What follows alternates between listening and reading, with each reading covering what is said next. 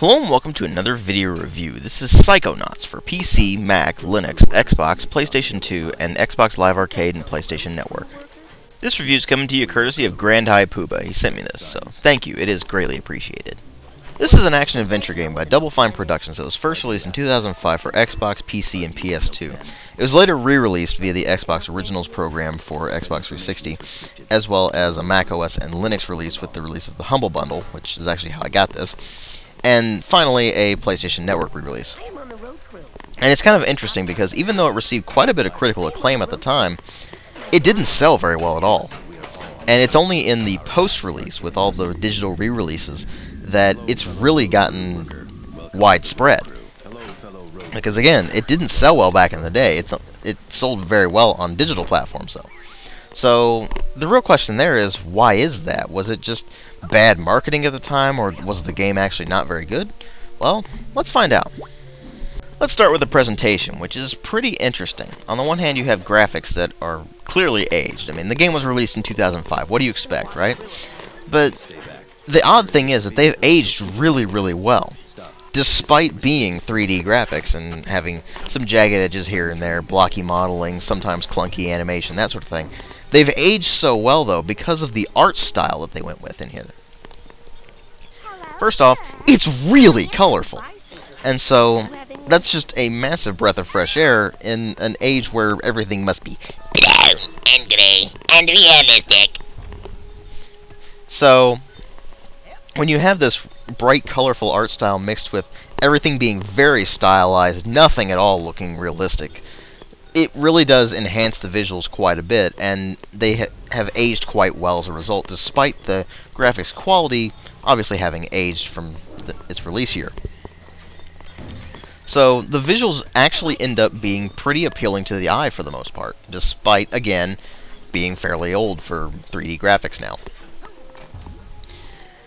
On the other hand, the sound design really hasn't aged at all, which is a very good thing, because it's very high quality. You have sound effects that do exactly what they need to, and they fit pretty much everything very, very well. There's a lot of very comic-y sounds, the cartoony sounds, I guess is the better way to say it. But there's a lot of comic mischief-style music going on, that sort of thing, and it fits the game perfectly. And then you have voice acting, which is just phenomenal. They got some top-rate voice actors in here. And they did a phenomenal job with the material, particularly because some of this material is actually very difficult to pull off. For instance, there's one particular part of the game which has become sort of infamous, and that would be the Milkman conspiracy. And you have tons and tons of these agents that are all voiced by Steve Bloom. And they all sound exactly the same, and they all have this really odd way of speaking. And he pulls it off brilliantly. So, the actors deserve to be very well commended for this sort of thing. They did a great job with that. But regardless of how good the presentation is, what really matter are the story and the gameplay. And the story in this is where things get really, really weird. But then again, that's the subject matter, isn't it? You're playing as a psychic named Raz, who goes to this summer camp. He runs away from the circus and goes to this summer camp to basically train to become a Psychonaut. What's a Psychonaut? Well, a Psychonaut is essentially a psychic who uses their abilities for any number of reasons. They might look into someone's mind to find some intelligence or secrets or something like that. They might actually go into people's minds to help them overcome insanity, all sorts of different things. And so, what ends up happening there is, of course, Raz goes into the camp and ends up doing some training there, but it eventually evolves into a plot that is very nefarious. And Raz has to stop this plot from occurring, because he's the only one who's left to deal with it. And so even though his training is incomplete, so to speak, he has to basically rise up to the occasion and, of course, stop this nefarious plot. And that's where the majority of the game is actually spent. It's not the training bit, it's actually this nefarious plot, which I don't want to spoil for you, because this game is actually very story-driven. But suffice to say, the plot itself is actually kind of ridiculous, but you never feel like it's ridiculous. Or at least not in a bad way. You're like, this is ridiculous, but awesome. Because it's just silly. And that's where Double Fine and Tim Schafer really just shine. They made this game silly. Because they're just really good at that. Tim Schafer in particular is just great at writing humor. And the interesting thing about it is the vast majority of humor in this game is actually witty, rather than, like, toilet humor, for instance. There is a bit of that, but there's really not all that much. It's mostly very strong wit, and that's the kind of humor that is the best kind of humor. Because then you find yourself laughing at things all the time. And that's exactly what I found when I was playing through this game. I was constantly chuckling at things, laughing at things outright. It was hilarious! And that is very rare for a video game. So they did a phenomenal job with that. The dialogue in particular was extremely well done. That was really pleasantly surprising, because characters actually came across as very believable, even though the situation they're in was completely absurd and off the walls. So it actually ended up coming across as a pretty believable story if you just treat it in that microcosm, so to speak. You get actually pretty well absorbed into the game. And they just did a phenomenal job with it. And so you have all these characters who each have their own personalities, and many of them very wacky, and you can become rather attached to them over time. They do a great job of making each one of them have something that contributes to the game, as opposed to just seeming like they were just put there just to have them there.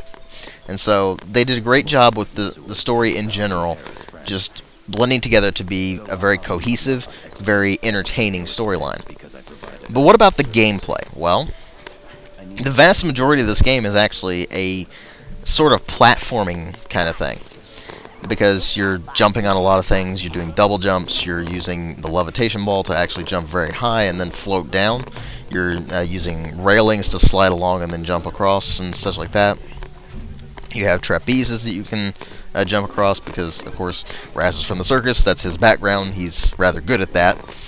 And the maneuvering in this game actually feels rather nice. It feels smooth and fluid, and even on PC controls, where you look at this thing and go, oh, well, that'd be great for a gamepad, it works perfectly fine on keyboard and mouse.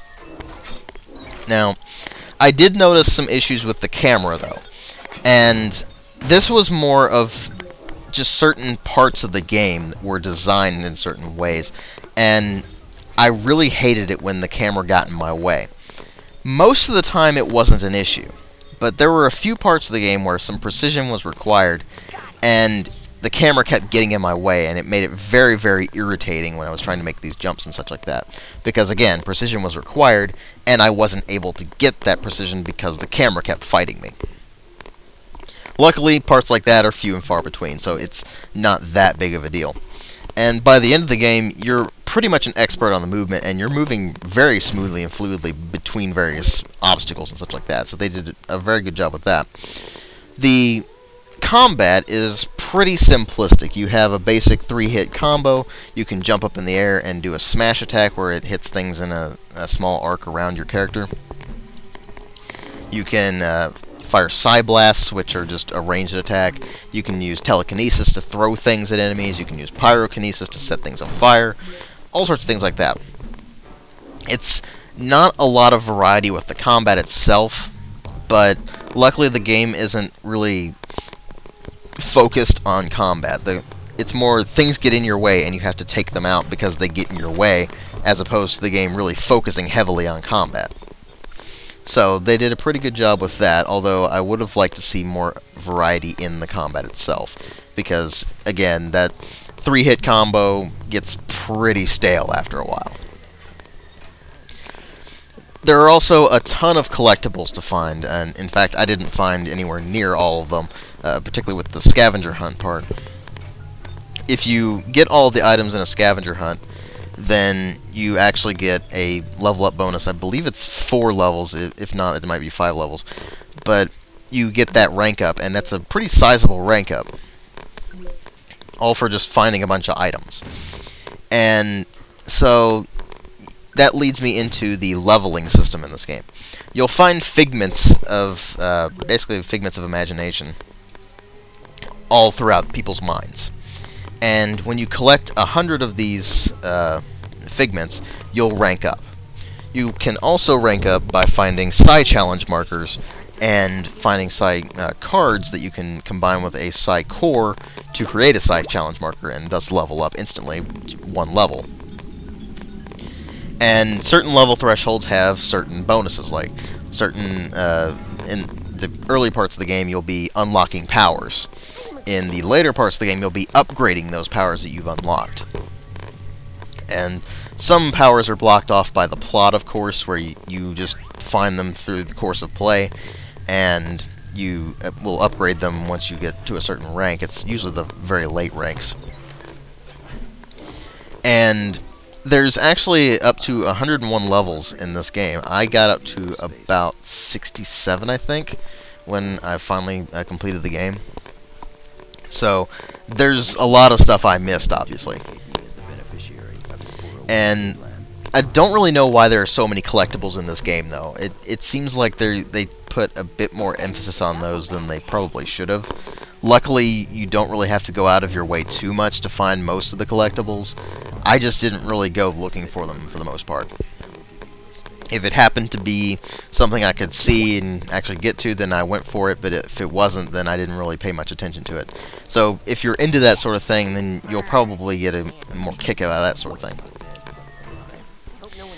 Now, there's also the ability to find arrowheads, which you can use to buy things in the store. Now, this is one thing that really annoyed me about this game.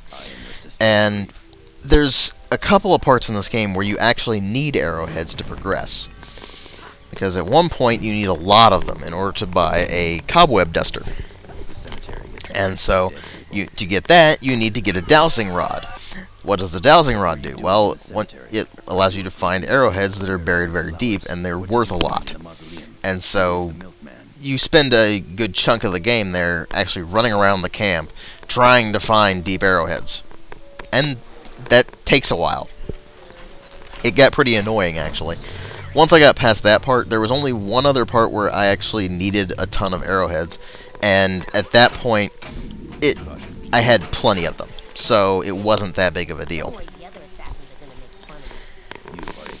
But ultimately, you have to ask yourself here, is this the kind of game I like playing? It's a pretty standard action-adventure as far as the gameplay goes. It has some pretty solid platforming apart from the camera mechanics being pretty annoying sometimes.